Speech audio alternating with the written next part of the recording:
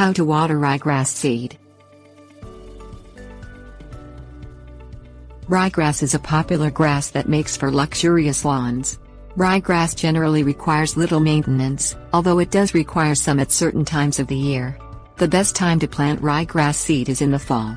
The way to water ryegrass seed and help it take its root can vary depending on where you live, but the methods for watering ryegrass have some general guidelines everyone can follow. Water the area after you have spread fertilizer and before you have seeded the lawn. The damp soil will help the ryegrass seed stay in place. Water the area after spreading the ryegrass seed. Water every day until the seed sprouts. Ryegrass should sprout within a week, but can vary based on where you live and the weather conditions. Water with a sprinkler as opposed to a strong stream from a hose, which can wash away the seed. Water the area several times a week after the ryegrass seed has sprouted. Gradually taper off the watering after ryegrass seed becomes more established. Tips. Warnings.